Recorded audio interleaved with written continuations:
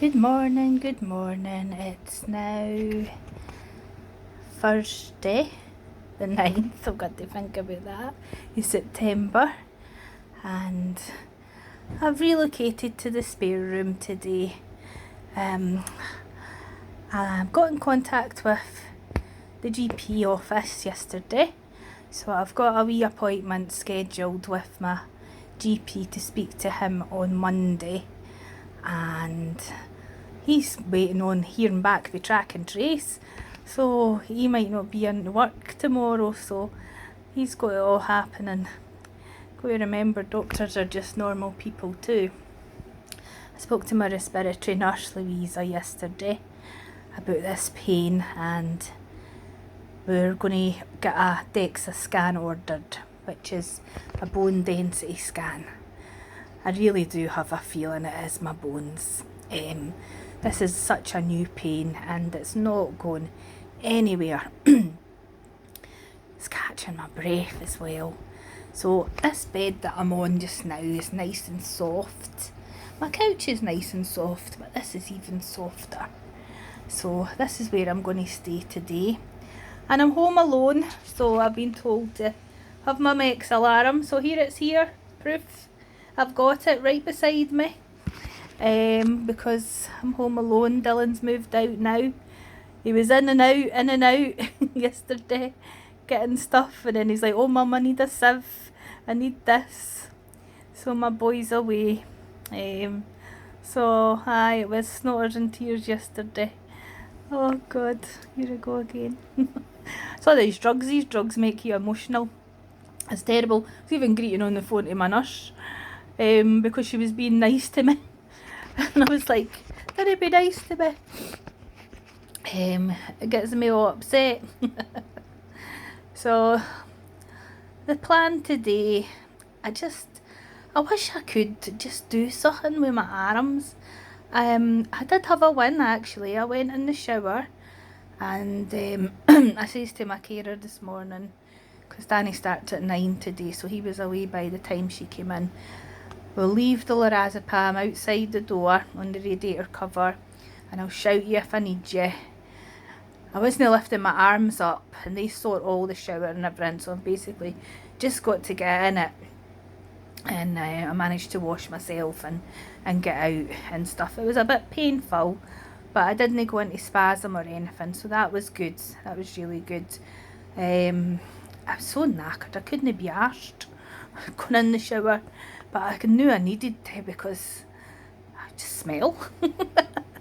And sometimes I feel like I smell because of all the drugs that you're on, and you sweat during the day and you can smell the drugs coming out. Yeah, it's a right chemically smelly. Sometimes I smell it all the time, and I'll say to folks, yeah, I smell.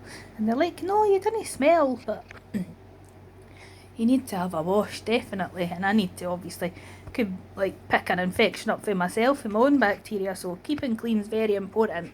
And I always have my ritual anyway. I always do my nasal rinse in the morning and make sure my mouth's all washed and brush my teeth and everything like that, so there's no bacteria there that can then go down into your respiratory system. So that's very, very important every day to do that, to prevent infection.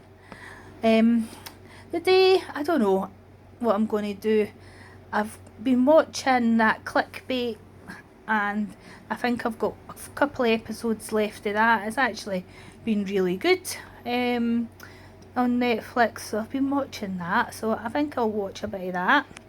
And I've got some emails from some students to do. We've got an assessment next week on Monday and Tuesday night that we're doing, and even if I'm like this, I'll be perfectly fine because I just have to sit back and have a blether with them and watch them, and if they get stuck, I'll be able to help them out and stuff as a demo and show me how that they would massage somebody and alter the routine if they had, well, things like me, like life-limiting conditions and symptoms like me, how they would adapt it for that. And one of the assessments I'm doing is the restorative touch and bolstering. So as you know, I've got my wee bolster here. Without that, oh God, I'd be in agony. It just takes the pain away so much. But I'm quite happy here. I'm quite happy in my own company. Talking to my phone again, talking to you guys. I just read my pulmonary fibrosis me group that we've got. We send out a wee newsletter, so I've just finished reading that, and I think it's the 18th of September to the 20-something is recognising as pulmonary fibrosis awareness. And not that I'm doing any runs or anything, but one of the doctors at Forth Valley, Dr. Embry, he is a runner, so he's doing a run. So I'm going to see if I can get the link up there, and I'll definitely donate to that, and if any of you guys want to donate, I'll get the link up there anyway. And at the end of the month, people from pulmonary fibrosis groups throughout the UK are attending a meeting at the Scottish Government. And one of the things I didn't know is, well, the tablet that I'm on for my fibrosis, the nintedanib, has just been licensed for other conditions like mine, but there is a restriction. Now, isn't this daft? Wait till you hear this. It has to be, somebody has to have a minimum of 80% of their lungs before they're even prescribed it. Now, if you know you've got pulmonary fibrosis,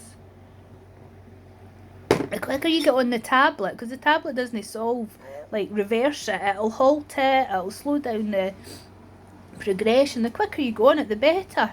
So why would you wait until somebody had reached that point before you prescribed it? You wouldn't do that for cancer. You wouldn't say, oh, somebody's got a tumour, or we'll wait till it gets bigger before we treat it, would you? So, I mean, that's a silly thing that's in that policy. So we're going to campaign to get that out of there and say that, you know, if somebody has been diagnosed early on, which is all the better, because to be honest, people with lung conditions tend not to get diagnosed till later, but if, you know, they're lucky and they get diagnosed early on, then they should really get on this tablet to halt and slow progression down and give them more life. So yeah, I'm all for that, so I'm going to back that campaign, definitely. It doesn't make any sense, that, at all. Anyway, that's my rant over. I spoke too long this morning, and I hope you have a good day. I'll try and catch up with you later on this afternoon, maybe do another wee video later. Bye. Thanks for all your messages, keeping me going.